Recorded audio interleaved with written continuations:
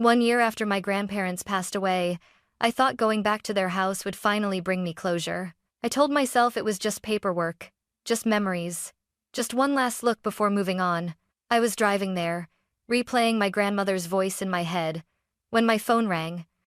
I almost ignored it. The voice on the other end wasn't crying. It was worse.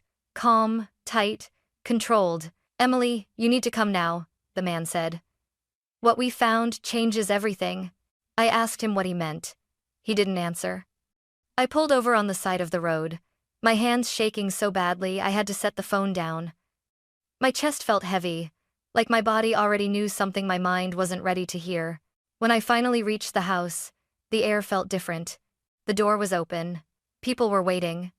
And as I stepped inside, my heart nearly stopped beating because whatever they had found wasn't just about my grandparents. It was about my family. The house stood exactly where it always had, tucked behind a line of old maple trees, quiet in a way that felt almost intentional. My grandparents' house had never been grand, but to me, it had always felt solid, safe, like nothing bad could ever happen inside those walls. I parked the car and just sat there for a moment, staring at the front porch. The paint was peeling now. One step sagged slightly in the middle. I remembered my grandfather promising every summer that he'd fix it next weekend. He never did. And somehow, that made it feel more real. I hadn't been back since the funeral. After they passed, first my grandfather, then my grandmother. 6 months later, everyone said the same things. They lived a full life. At least they're together again. Time heals. What no one said was how strange it feels to return to a place that once held laughter, knowing the people who created it are gone. As I stepped out of the car, the smell hit me immediately. Old wood, damp leaves, the faint scent of lavender that my grandmother used to keep in small cloth bags around the house. I swallowed hard, suddenly aware of how tight my throat felt. Growing up, this house had been my escape. Every summer, my parents would drop my sister Lily and me off here for weeks at a time. No schedules, no pressure, just long afternoons, my grandmother humming in the kitchen, my grandfather reading in his chair, pretending not to watch us while secretly keeping track of every move we made. He used to say, "As long as you're under this roof, you're safe." I believed him. Inside, the house felt frozen in time. The furniture hadn't moved. The clock above the fireplace was still stopped at 2:17, the moment no one bothered to reset after the power outage last winter. A thin layer of dust coated everything, softening the edges of the room like a filter over an old photograph. That's when I noticed I wasn't alone. A man stood near the hallway, holding a folder against his chest. He looked up quickly when he saw me, as if he'd been waiting. "Emily," he said, nodding. "I'm Mark. I was hired to inspect the property." So this was the voice from the phone call. Behind him, 2 other people stood quietly, one near the back door, another halfway up the stairs. They all had the same expression. Uncomfortable. Alert. Like people who knew something they weren't sure how to say. I tried to smile, but it didn't feel right on my face. "You said you found something," I said. "Something that couldn't wait." Mark hesitated. "I think it's better if I show you," he replied. That was the first time my chest tightened again. As we walked through the house, memories followed me from room to room. The scratch on the wall where Lily and I once tried to measure our height with a pencil. The faded rug my grandmother refused to replace because it had been a wedding gift. The small desk in the corner where she used to sort papers late into the night. My grandmother had always been organized, careful, methodical. She trusted rules. She trusted systems. And most of all, she trusted family. That thought lingered as Mark stopped in front of a closed door near the back of the house. I frowned. "That door was never locked," I said quietly. Mark exchanged a look with the others. "It is now," he said. Something about that sent a chill through me. I suddenly thought of my parents, how eager they'd been to handle everything after the funerals. How quickly they'd told Lily and me not to worry about the estate, the paperwork, the details. "We'll take care of it. You girls have been through enough." At the time, I'd been grateful. Standing there now, staring at that door, I wasn't so sure anymore. Mark reached for the handle, then paused. "There's something else you should know," he said carefully. "What we found doesn't just affect the house." I looked at him. "Then what does it affect?" He met my eyes, his voice low. Your family. And in that moment, I realized that whatever waited behind that door wasn't just a discovery. It was the beginning of something that would force me to question everything I thought I knew about the people who raised me. Mark opened the door slowly, like he was afraid of what might happen if he moved too fast. The room beyond it wasn't large. It used to be my grandparents' old storage room boxes of photo albums, holiday decorations, and things no one ever really throws away. But now, it didn't look like a storage room at all. The shelves were cleared. The boxes were gone.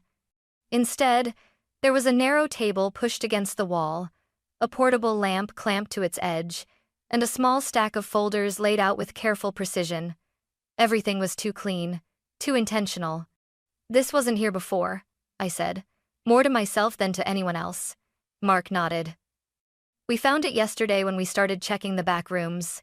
Someone had installed a new lock. Not recently, but not years ago either. I stepped inside, my footsteps echoing softly against the floor. The air felt stale, like the room hadn't been opened in a long time. My eyes were drawn immediately to the folders. They were labeled dates, account numbers, names. I recognized some of them neighbors my grandparents had known for years, people who used to drop by with pies or stop to chat on the porch. Others meant nothing to me at all. What is this? I asked. Mark hesitated again, and that hesitation was starting to scare me more than any answer could. We're not entirely sure, he said, but based on what we've seen so far, these aren't personal documents. They're financial. That made my stomach twist. My grandmother had handled paperwork for friends, occasionally helping them understand forms, explaining things in plain language. She was careful about it, almost obsessive. She used to say, if it's not documented properly, it doesn't exist. I reached for one of the folders, then stopped. Am I allowed to look at these? I asked. You own the property, Mark replied. Legally, yes, but I think you should be prepared. Prepared for what? I opened the first folder. Inside were photocopies of bank statements, letters addressed to people I barely remembered, and handwritten notes in my grandmother's neat, familiar script. But there was something wrong with them. Small inconsistencies, numbers that didn't align, transfers that didn't make sense, and then I saw a name that made my chest tighten. Lily Carter. My sister's name was written in the margin of one page, underlined twice. I flipped to the next document. Her name appeared again. Why is my sister's name on this? I asked, my voice sharper now. Mark glanced over my shoulder. That's one of the reasons we called you. I felt suddenly dizzy. Lily had never been involved in anything like this. She struggled just to keep her own life together. Teaching during the day, waiting tables at night, barely scraping by. She hated paperwork, hated banks, hated anything to do with money. This has to be a mistake, I said quickly. She couldn't. We don't think she did anything, Mark interrupted gently. But her name appears on multiple documents. As a reference. Sometimes as a contact. In a few cases, as an authorization. The word hit me hard. Authorization. I closed the folder, my hands shaking. No, I whispered. That doesn't make any sense.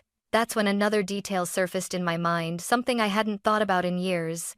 A conversation Lily and I had late one night, after her divorce. She'd mentioned getting strange letters from banks she didn't recognize. Requests for confirmation.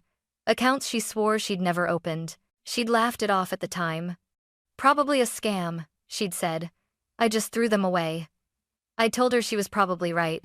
Now, standing in my grandparents' house, that memory didn't feel harmless anymore. I looked around the room again, suddenly aware of how deliberate everything was.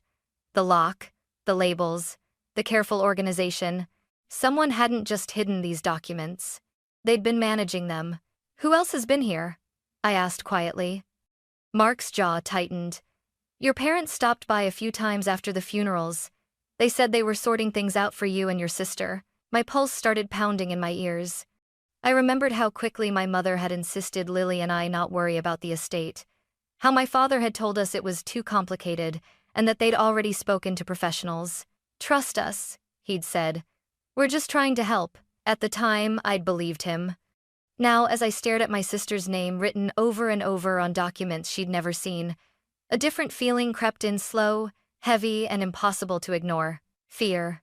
Because if Lily hadn't put her name there, someone else had. And whoever that was had done it from inside our family. I don't remember sitting down, but suddenly I was on the edge of my grandmother's old armchair, the folder resting on my knees like it weighed 100 pounds. Mark watched me carefully. "There's something else," he said. We weren't sure when to bring it up. My heart sank. "There's more?" He nodded and reached into his bag, pulling out a thin envelope. It was yellowed at the edges, the paper soft with age. I recognized the handwriting instantly. My grandmother's. My breath caught in my throat. "Where did you find that?" "Behind a loose panel in the hallway closet," Mark said. It was taped to the inside, like she didn't want it discovered by accident. The envelope was addressed simply, Emily. No last name, no date. My hands trembled as I took it. My grandmother had always been precise with words, careful with intentions. If she'd hidden this, it meant something. I hesitated. "What if I'm not supposed to read it yet?" I asked. Mark didn't answer. He didn't need to. I broke the seal. The letter inside was 3 pages long, written in her familiar neat script, though the lines wavered slightly toward the end. She must have written it when her health was already failing. "My dear Emily, if you're reading this, it means I didn't have the chance to explain things myself." My vision blurred. She wrote about the house first, how she wanted Lily and me to have it, how she trusted us to do what was right with it. Then the tone shifted. "There are things happening that I don't fully understand yet," she wrote, "but I know enough to be afraid." My fingers tightened around the paper. She explained that she'd noticed irregularities in documents she'd helped review for friends. Small discrepancies at first. Transfers that didn't match what she remembered discussing. Names appearing where they shouldn't.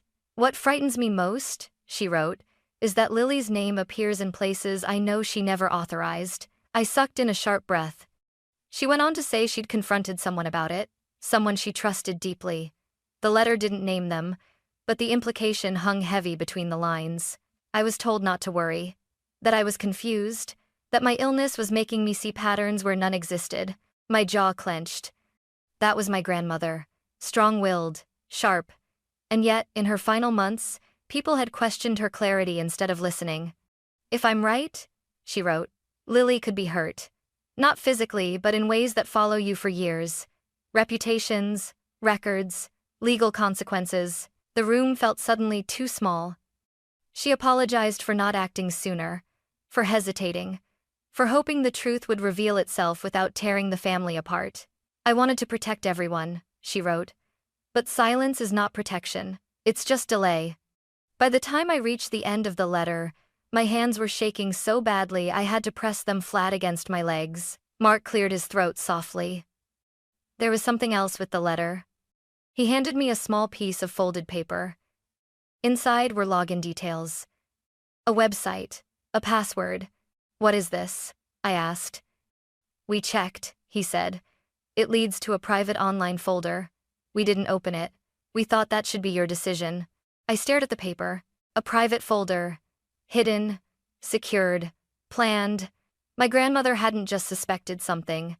She'd been preparing. A wave of anger rose in my chest, slow, burning, unfamiliar. Not at her, at myself.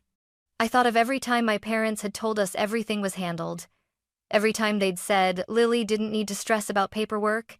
Every time they'd insisted they were acting in our best interest. I stood abruptly. "I need to see what's in that folder," I said. "Right now." Mark nodded. "There's internet here. Weak, but it works." As I pulled my laptop from my bag, one thought echoed in my mind, louder than the rest. If my grandmother went to this much effort to hide the truth, then whoever she was afraid of was someone she saw every day. Someone who smiled at family dinners. Someone who thought no one would ever look too closely. And I was about to find out exactly how wrong they were. The internet took longer than usual to connect, the small loading icon spinning like it was mocking my impatience. I sat at my grandmother's old desk, the same one where she used to organize receipts and write birthday cards weeks in advance. The login worked on the first try. A plain screen appeared. No photos. No labels meant to comfort. Just a list of folders with dates stretching back several years. "This was intentional," I muttered. "She didn't want this found easily." Mark stood a few steps behind me, silent. I clicked the first folder. Inside were scanned documents, bank statements, authorization forms, letters sent to people I barely remembered. Some of them were elderly neighbors. Others were names I recognized only from holiday conversations or church gatherings. What tied them together was the same pattern. Money moving in directions it shouldn't. Accounts opened without clear explanations. Signatures that looked close, but not right. And then there it was again. Lily Carter. Her name appeared not just once, but repeatedly. Sometimes as a secondary contact, sometimes as a temporary holder. In 2 files, she was listed as having approved transfers I knew she'd never seen. "No," I whispered. "This isn't possible." I scrolled faster, my chest tightening with every click. There were emails saved as screenshots, messages between my grandmother and someone else, someone whose replies were careful, polished, and infuriatingly calm. "You're overthinking this. Everything is legal." Lily agreed to help. She just doesn't remember. My hands curled into fists. She would remember, I said out loud. She would never forget something like this. Mark leaned closer.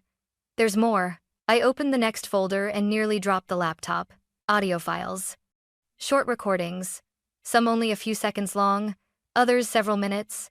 All labeled with dates. My grandmother's voice filled the room as I clicked the first one, weaker than I remembered, but unmistakably hers. "I'm asking again," she said softly.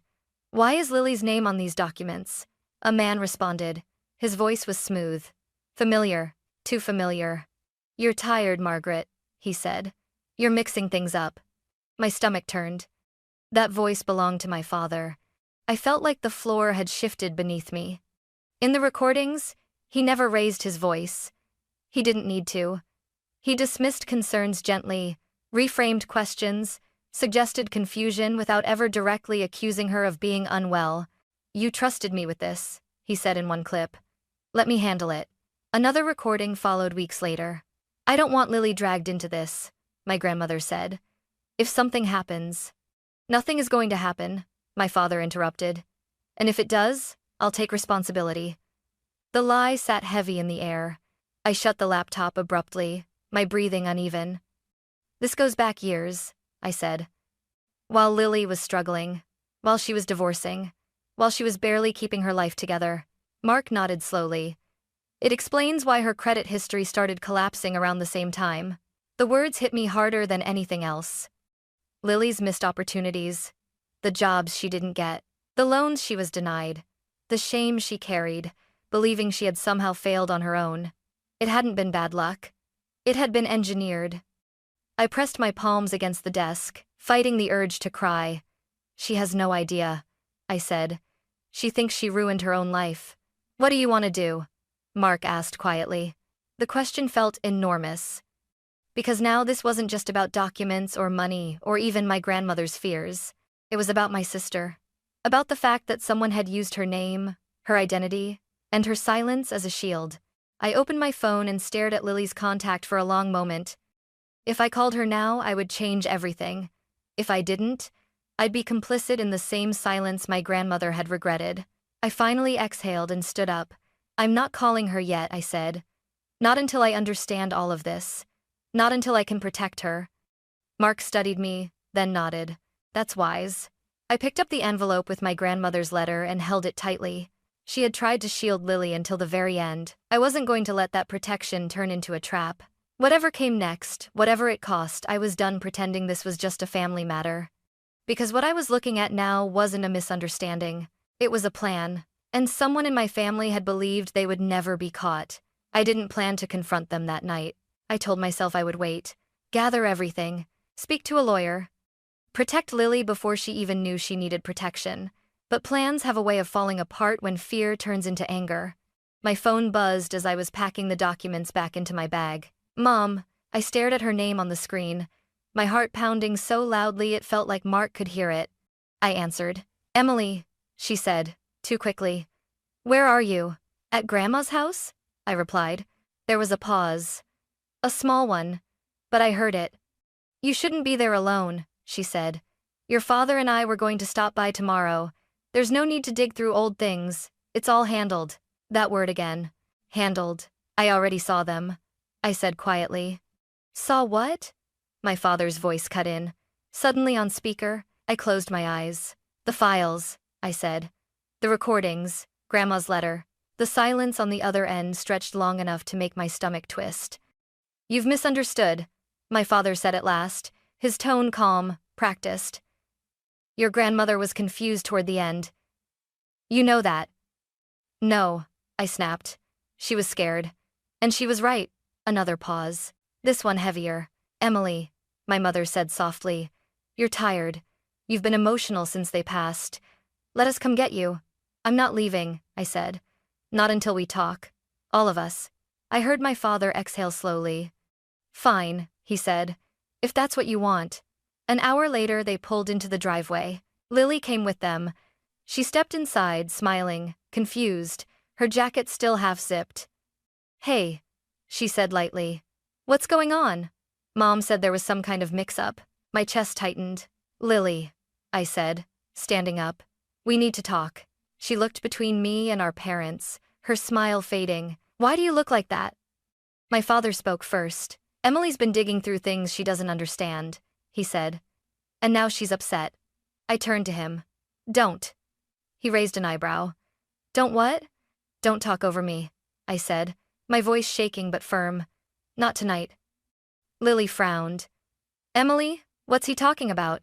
I took a breath and pulled the folder from my bag. Lily, I said gently. Have you ever authorized financial documents using your name for Grandma's friends? She laughed once, sharply.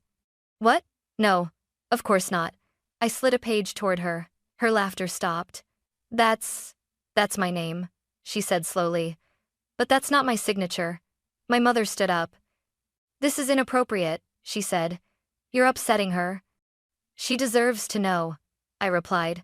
Lily flipped through the pages, her hands starting to tremble. These accounts. Emily, these dates, she whispered. This was when my credit collapsed, when the bank refused my loan. My father crossed his arms. This is being blown out of proportion. I turned the laptop toward them and pressed play. My grandmother's voice filled the room. I'm asking again. Why is Lily's name on these documents? My father's recorded voice followed. You're mixing things up. Lily looked at him, stunned. Dad? He didn't look at her. You recorded Grandma? My mother demanded, horrified. She did, I said. Because she didn't feel safe. That did it. My father's calm cracked. Enough, he snapped. You have no idea how complicated this was. I was trying to protect this family. By using Lily? I shot back. By letting her life fall apart? Lily stood up suddenly, tears streaming down her face. You let me think I was a failure, she said. You watched me blame myself. My mother whispered. We didn't think it would go this far. Lily turned to her slowly.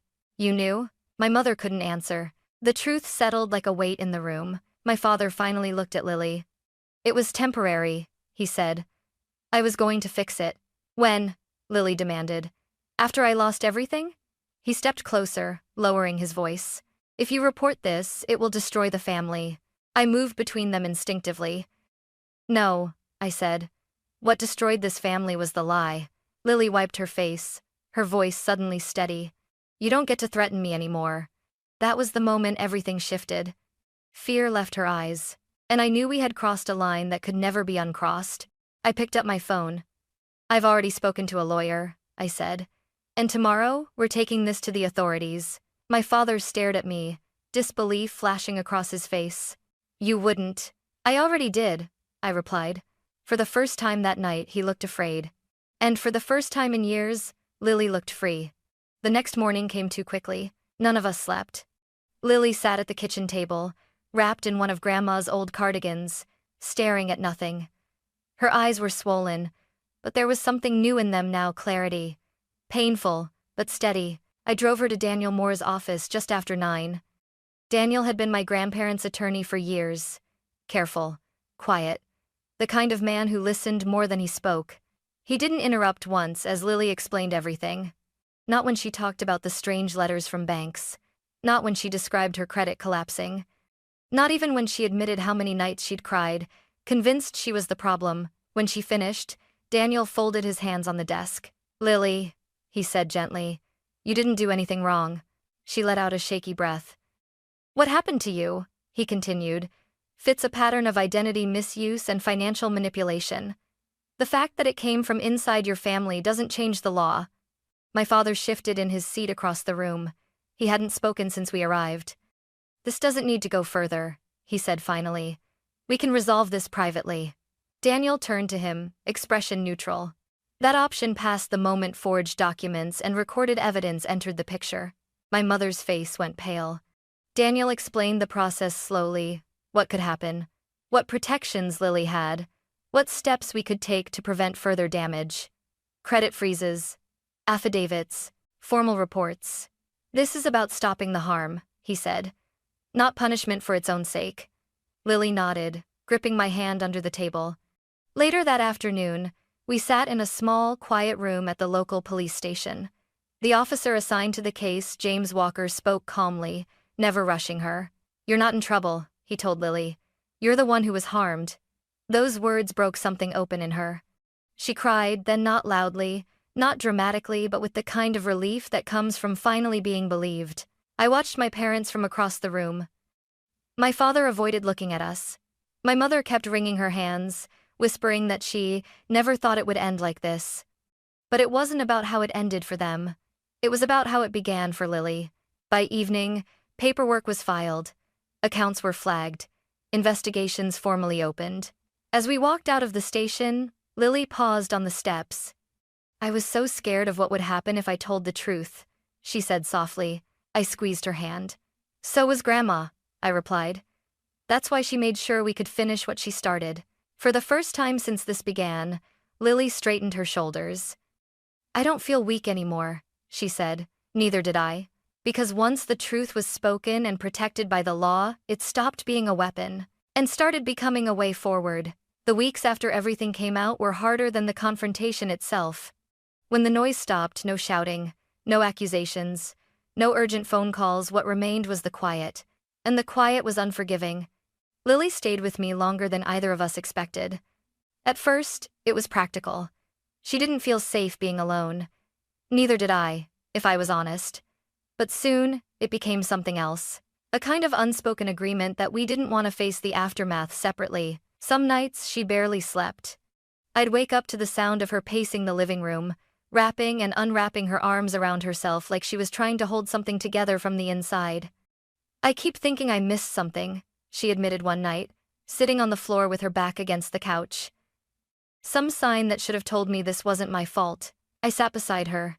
You trusted the people who raised you, I said. That's not a flaw.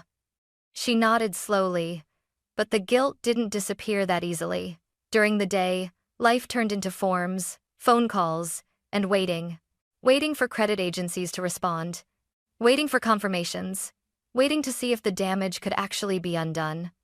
Daniel checked in often, explaining each step carefully, reminding Lily again and again that the law was on her side, that what had happened to her had a name, that it wasn't a personal failure. Still, every small update felt enormous. The first time a fraudulent account was officially removed from her record, Lily stared at the email for a long time before handing me her phone. So, this is real? She asked. They believe me? Yes, I said softly. They do.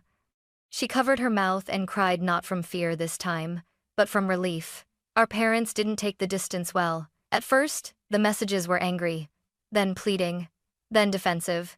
We were trying to protect you. You don't understand how complicated it was. Families don't do this to each other.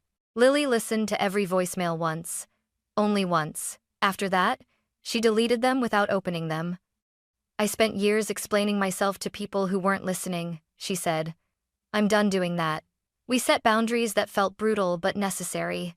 No unannounced visits, no emotional negotiations, no rewriting what had already been proven. It wasn't about punishment. It was about survival. The house became the final task hanging over us. Sorting through it was strange, now less painful, more deliberate. We worked room by room, deciding what mattered and what didn't. Some things surprised us. We kept my grandmother's handwritten recipes, even though neither of us really cooked like she did. We kept the chipped mug my grandfather always used, the one he insisted tasted better than any other. And we kept the cardigan Lily wore almost every day now, even in summer. Letting go of the rest didn't feel like loss. It felt like breathing. When the sale finally closed, Lily stood in the empty doorway longer than I expected. I thought she might cry. Instead, she exhaled slowly. "I used to think this place was the only proof that we were loved," she said. "But it wasn't the house." I waited. "It was what Grandma tried to do for us," she continued. Even at the end, that realization changed something in her. In the months that followed, Lily started standing taller, speaking more confidently, laughing, really laughing, without immediately apologizing for it. She found a new job, not glamorous, not perfect, but honest, built on a clean slate that belonged to her. One evening, as we washed dishes together, she glanced at me and said, "I don't feel broken anymore." I smiled. "Because you never were." Healing didn't arrive all at once. It came in quiet moments, in boundaries held, in truth spoken without fear. And for the first time since this began, the future didn't feel like something we had to brace ourselves against. It felt like something we were allowed to step into. People like to say that time heals everything. I don't think that's true. Time doesn't heal lies. Time doesn't fix damage done in silence. Time just gives you space to decide what you're willing to carry forward and what you're finally ready to put down. For Lily and me, healing didn't come from pretending things were normal again. It came from accepting that some relationships don't survive the truth and that losing them doesn't mean we failed. It means we chose honesty over comfort. The investigation continued quietly in the background. Lawyers handled what we no longer needed to touch. The law did what it was designed to do: protect the person who was harmed, separate responsibility from blame, and make sure the truth couldn't be buried again. What mattered more was what happened outside of courtrooms. Lily rebuilt her life with patience I deeply admire. She stopped apologizing for taking up space. She stopped explaining herself to people who had already decided not to listen. I changed too. I learned that being loyal doesn't mean staying silent, that love isn't proven by endurance of harm, and that protecting someone even when it's hard is an act of courage, not betrayal. We still visit our grandparents' graves together. We bring flowers. We talk to them like they're listening. In a way, I think they are. My grandmother once wrote that silence isn't protection, it's just delay. She was right. Family isn't defined by blood alone. It's defined by who tells the truth when it's uncomfortable, by who stands between you and harm, by who chooses your safety over their own pride. Lily and I didn't lose our family that year. We finally understood what one really looks like. And for the first time, that understanding feels like peace.